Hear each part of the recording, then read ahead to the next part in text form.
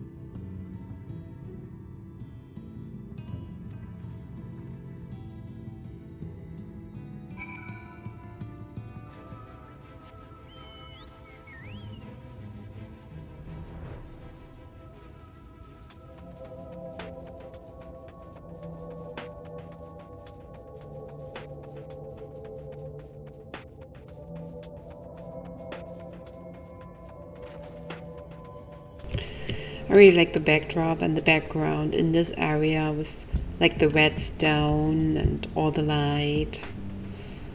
And the background you have the flood of light, and through that little hole over there in the back is the MD. It really is just a pretty area. Lo-fi music. Definitely one of my favorite areas in the game.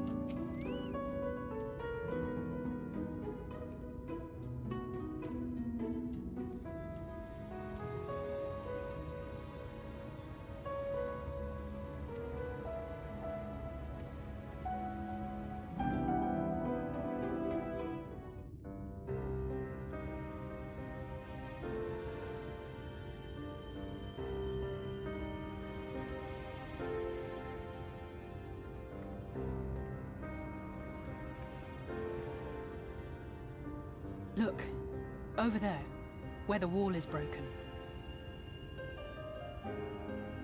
Do you see what lies beyond? That's what the land became after the light flooded in. An empty white nothingness. Life cannot exist in such conditions. The primordial light would wreak havoc on the body's etheric balance.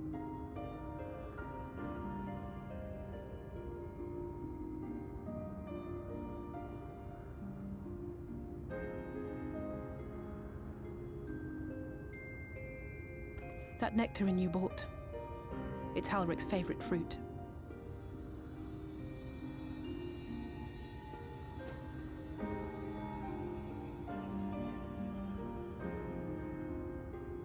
Most of the patients, Halric included, survived the attacks of powerful eaters. But their fate was sealed all the same. The monster's corruption has entered their bodies, and their very essence is being subsumed by light. The twisted state of the world itself just makes matters worse. Under normal circumstances, a person's ether naturally tends to equilibrium. But for these poor souls, the opposite is true. Sooner or later, every single one of them will turn.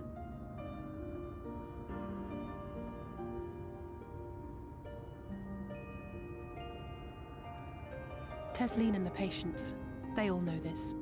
They know what has to be done before the change goes too far, before the eater within takes over. The preferred method is mixing poison into their favorite food. In my time here, I've borne witness to a lot of last meals.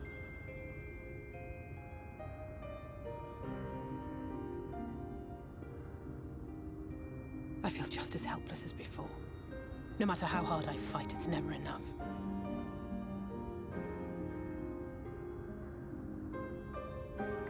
But it's a war I mean to wage, nonetheless. Speaking of wars, do you remember how I made you promise not to leave me and then promptly collapsed? Well, let's just say I had a few choice words for the Exarch concerning the timing of his summons.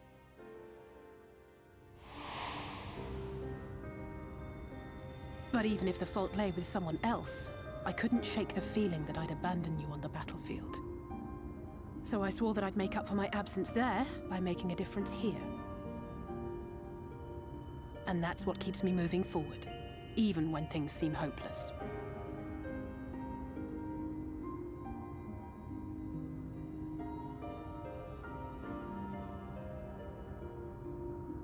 On which note, it's time we headed back.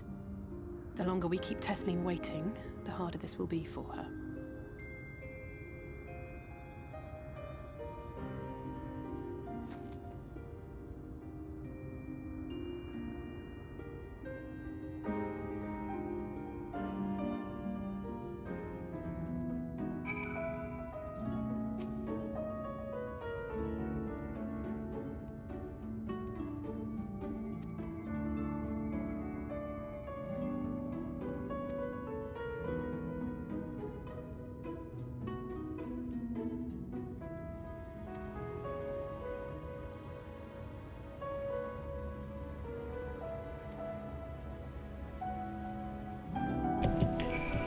And the scene is why I think it is better to start with Alizé's past than Alphinaud's, because you learn a little bit more about the people and their problems in this world. You also learn a lot more background about the Sin Eaters. While Alphinaud's past concentrates on something different.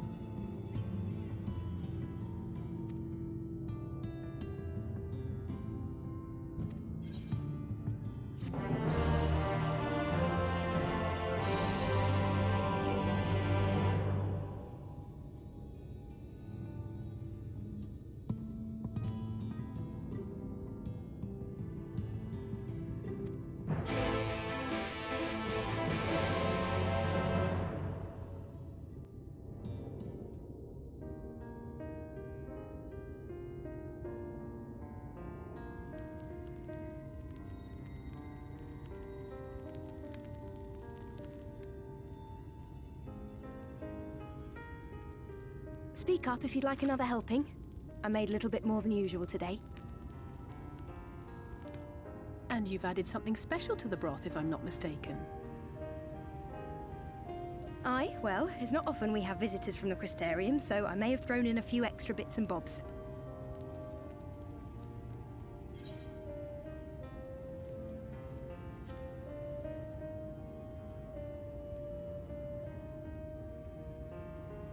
Oh, it's nothing, really. And we do so rarely have guests.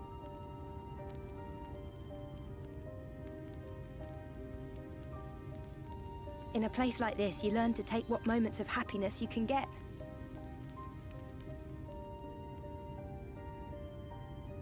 I remember when I first came here with my mother. She was showing the early signs.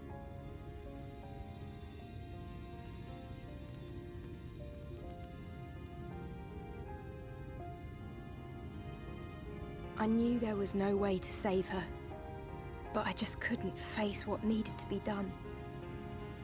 That's the way of it for most people. Why they travel from arms to stay here. Beaten, broken souls come to wait out the inevitable, to receive the mercy of a painless death.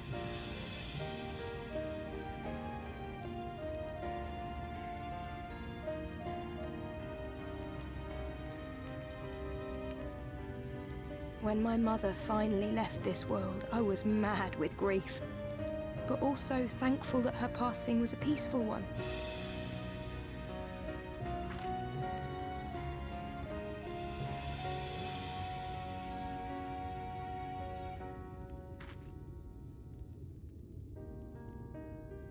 It's never easy, ending a life you've cared for, even when you believe they go on to a better place. I often find myself wishing the Warrior of Darkness would come and do that part for me. The Warrior of Darkness? You've never heard the tale? I'm not sure where it began, but every child in Norvrent could tell you a version of it.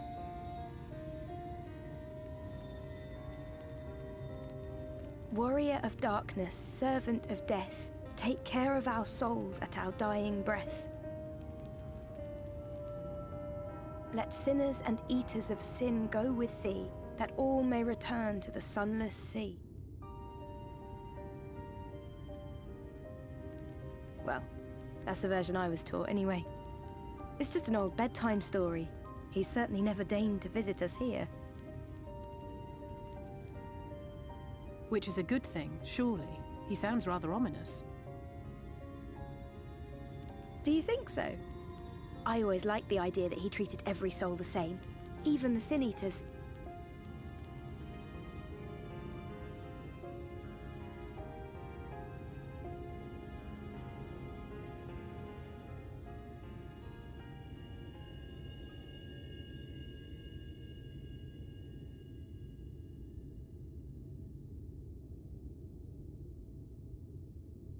They're coming. Tesleen!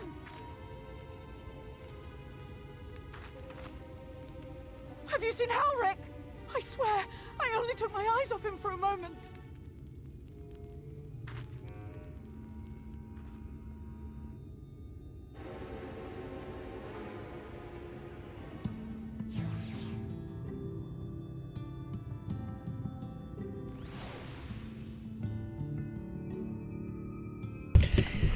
This was such a great scene. I also liked the story that they spun with the Warrior of Darkness as someone who sees all the souls the same, including the ones for the Sin Eaters, which makes sense considering the Sin Eaters are not actually evil, they just happen to be turned humans, animals, and other beings.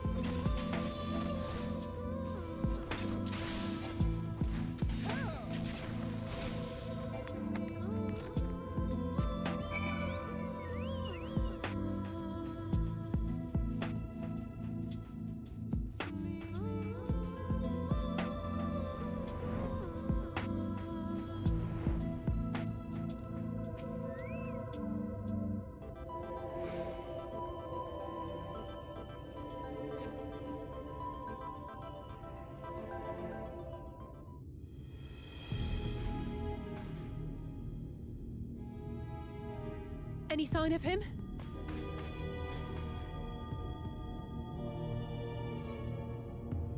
No luck then. But he surely can't have gone far. We should keep looking. The Sin Eaters are out in force, and if we don't find him soon, you can be sure they will.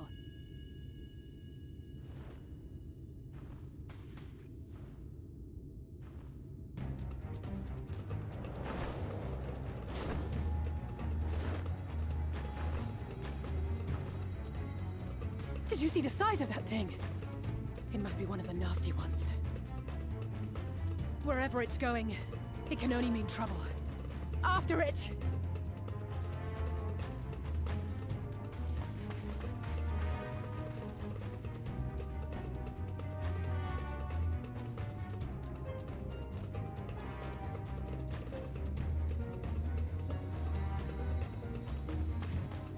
There it is!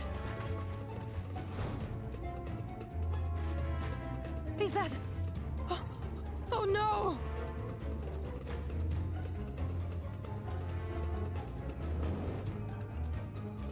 Halric!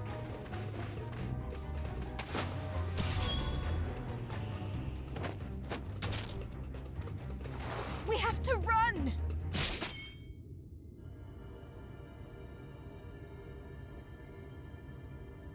Tesleen! No!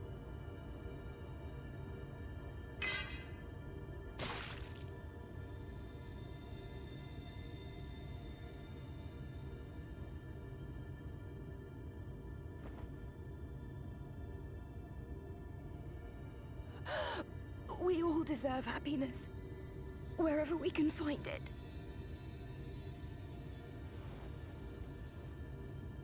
The time left to you is precious. No one should die in pain. Mother, I...